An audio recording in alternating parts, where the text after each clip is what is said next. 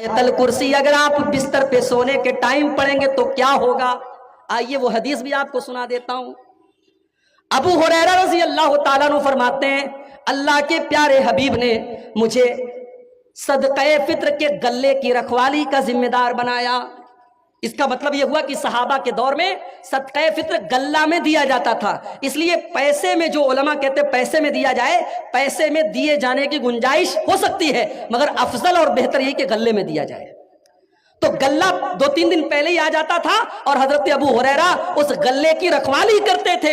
वो कहते हैं कि एक दिन मैंने रात में देखा कि एक चोर आया और अनाज की बोरी में से, गल्ले की बोरी में से अनाज निकालने लगा। मैंने हाथ पकड़ा, मैंने कहा क्या कर रहा है। उसने कहा भाई मैं मजबूर आदमी हूं, मेरे बच्चे भूखे मर रहे थे, मैं बड़ी मजबूरी में ये अनाज निकाल रहा हूं। हजरत अबू हुरैरा को तरस आ गया, कहा अच्छा चला जा, आइंदा ये काम मत करना। चला गया वो। दूसरा दिन फिर आया, हजरत अबू हुरैरा कहते फिर वही चोर चोरी करने के लिए आया और गल्ले में से अनाज निकालने लगा, बोरी में से। मैंने फिर हाथ पकड़ा और मैंने कहा कि आज मैं तुझे नहीं छोड़ूंगा, मैं तुझे अल्लाह के रसूल के पास लेके जाऊंगा। उसने कहा छोड़ दीजिए, बहुत मजबूरी थी, मैंने बहुत मजबूरी में ये कदम उठाया है, मैं ऐसा नहीं करना चाहता था, मेरे बच्चे भूखे मर रहे हैं इसलिए मैं आया हूं। हजरत अबू हुरैरा को तरस आ गया, कहा अच्छा ठीक है जाओ। तीसरे दिन फिर वही चोर आया और फिर हजरत अबू हुरैरा ने उसका हाथ पकड़ा और कहा बेटा आज तो तुझको नहीं छोड़ूंगा, आज मैं जरूर अल्लाह के रसूल के पास तुझको लेके जाऊंगा। उस चोर ने कहा अबू हुरैरा अगर आप मुझे छोड़ दें तो मैं आपको एक बहुत कीमती बात बताने वाला हूं। कहा बताओ क्या बात है। कहा अबू हुरैरा जब आप रात में बिस्तर पे सोने जाएं तो आयतल कुर्सी पढ़ लिया करें। जब आप आयतल कुर्सी पढ़ के सोएंगे ला यक़रबु का शैतानुन, तो कोई शैतान आपके करीब नहीं आएगा। वलन यज़ाला अलैका मिनल्लाहि हाफिज़ुन, और रात भर अल्लाह ताला की तरफ से एक फरिश्ता आकर के आपकी हिफाजत करता रहेगा। फरिश्ता आकर के आपकी हिफाजत करेगा। हजरत अबू हुरैरा ने कहा अच्छा चलो ठीक है, तुमने इतनी पॉइंट की बात बताई, चलो छोड़ दे। छोड़ दिया उसको। सुबह हुई, अल्लाह के प्यारे नबी के पास आकर के पूरी बात बताई।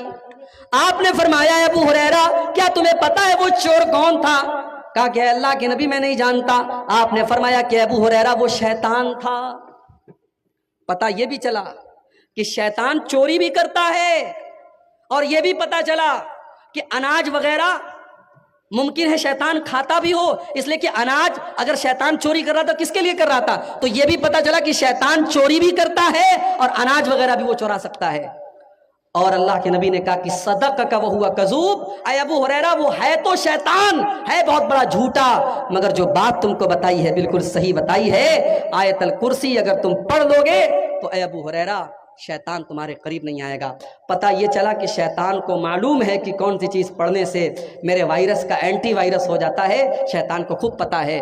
जैसे अजान देने से शैतान भाग जाता है, उसी तरीके से यहाँ अल्लाह के रसूल ने फरमाया कि आयतल कुर्सी अगर आप रात में बिस्तर पे सोने के टाइम अगर पढ़ लेंगे तो शैतान दूर हो जाएगा और अल्लाह की तरफ से फरिश्ता उतरेगा। और फरिश्ता क्या करेगा, वो रात भर आपकी हिफाजत करेगा। तो ये भी एक बहुत बड़ा अहम काम है मेरे भाइयों, अगर इस काम को हम करेंगे तो अल्लाह ताला का फरिश्ता उतरेगा।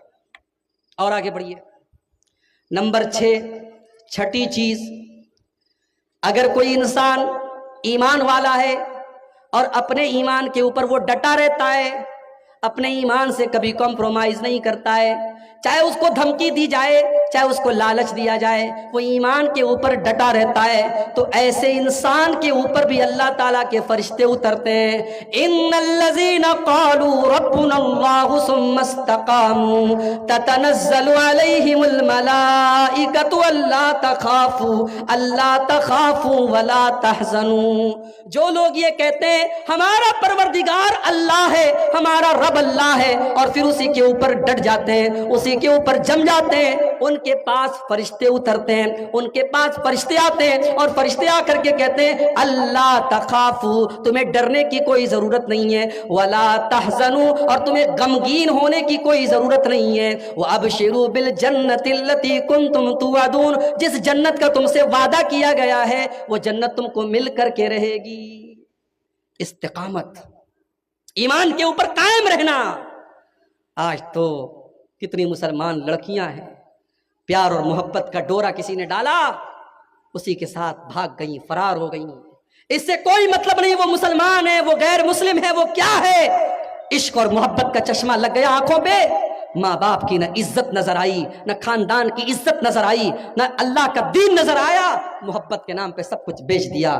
میری پیاری ماں اور بہنوں، آج اس پر بھی ہمیں غور کرنے کی ضرورت ہے۔ مجھے افسوس کے ساتھ کہنا پڑتا ہے، سیمانچل کی اکثر مسجدوں میں جمعہ کی نماز میں عورتوں کا انتظام نہیں ہے۔ اکثر مسجدوں میں جمعہ کی نماز میں عورتوں کا انتظام نہیں ہے، اور مجھے یہ بھی پتا چلا کہ عیدین کی نمازوں میں بھی عورتوں کا انتظام نہیں ہوتا ہے۔ اور ہم بڑے فخر سے کہتے ہیں صاحب شیرسا بادی جماعت، شیرسا بادی برادری 100% اہل حدیث برادری ہے۔ کس طریقے کے اہل حدیث ہیں ہم؟ اگر ہم اہل حدیث ہیں تو اللہ کے رسول کی ان حدیثوں کا کیا مطلب ہے جس میں آپ نے عیدگاہ میں اور عید کی نماز میں اور عیدین کی نماز میں آپ نے عورتوں کو لے جانے کا حکم دیا؟ آپ نے یہاں تک فرمایا اگر کسی عورت کے پاس چادر نہیں، اپنی پڑوسی کی چادر لے لے، اپنی بہن کی چادر لے لے لیکن جائے۔ آپ نے یہاں تک فرمایا اگر اور یہ عورت پیریڈ میں، عورت اگر حیض کی حالت میں تب بھی وہ عیدگاہ میں جائے گی، نماز نہیں پڑھے گی، نماز سے دور رہے گی، مگر جب امام صاحب دعا کریں گے تو دعا میں شامل رہے گی۔ اتنی تاکید ہے، آپ نے اپنی عورتوں کو عید اور بقرعید کی نماز سے محروم کر دیا۔ میرے بھائی، جمعہ کی نماز میں عورتوں کا انتظام کیوں نہیں ہے؟ اگر آپ 1 فلور مسجد بناتے کیا وہ 2 فلور نہیں بن سکتی؟ اگر آپ کی مسجد میں 500 لوگوں کا انتظام ہے کیا اس میں ایک روم عورتوں کے لیے نہیں بن سکتا؟ آپ چاہیں گے تو سب کچھ ہو سکتا ہے۔ اور جس دن آپ نے مسجدوں میں عورتوں کا انتظام کر دیا اور عورتیں پابندی سے جمعہ کی نماز میں آنے لگیں، میں گارنٹی دیتا ہوں، لکھ کے دیتا ہوں، آپ کے علاقوں کی تصویر بدل جائے گی۔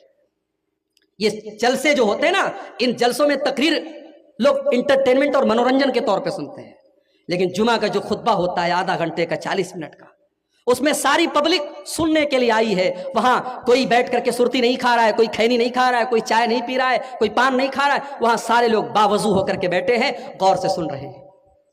جمعہ کی نماز میں اگر آپ نے عورتوں کا انتظام رکھ دیا، سال میں 50 جمعہ کا خطبہ ہوتا ہے، 52 جمعہ کا خطبہ ہوتا ہے، آپ کے گھر کی عورتیں 52 تقریر سنیں گی، 52 تقریر سنیں گی، ان کے دین میں اضافہ ہوگا، ان کے علم میں اضافہ ہوگا۔ وہ عورتیں اگر کسی مدرسے میں پڑھی لکھی نہیں ہیں، عالمہ نہیں ہیں، فاضلہ نہیں ہیں، اسکول کی پڑھی ہیں، کالج کی پڑھی ہیں، لیکن صرف جمعہ کا خطبہ اگر آپ ان کے لیے انتظام کر دیں گے تو میرے بھائیوں، کل کوئی بہروپیہ عشق اور محبت کے نام پر ان کو لے جانے کی کوشش کرے گا، اس نے 52 جمعہ کے خطبے سنے ہوں گے، اس کے پاس دین کا علم ہوگا، وہ محبت اور پیار کے اس دھوکے میں نہیں آئے گی، وہ کہہ دے گی نہیں میرا ایمان اتنا سستا نہیں ہے، میرا دین اتنا سستا نہیں ہے، تیری محبت کے جھانسے میں نہیں آؤں گی۔ آج اگر ہماری قوم کی بیٹیاں یہ قدم اٹھا رہی ہیں، مجھے کہنے دیجئے کہیں نہ کہیں اس کے ذمہ دار ہم اور آپ ہیں۔ ہم نے اپنی عورتوں کو دین کی تعلیم نہیں دی ہے میرے بھائی۔ تو یہ بہت بڑی چیز ہے کہ آپ اپنے گھر کی عورتوں کو دین کی تعلیم دیں، ان کو بتائیں کہ دین کیا ہے، ان کو بتائیں کہ ایمان کیا ہے، اور اس کے بعد وہ اپنے ایمان پر ڈٹنے والی بنے گی۔ ہم نے تاریخ میں سمیہ رضی اللہ عنہا کا واقعہ پڑھا ہے۔ سمیہ کون ہے؟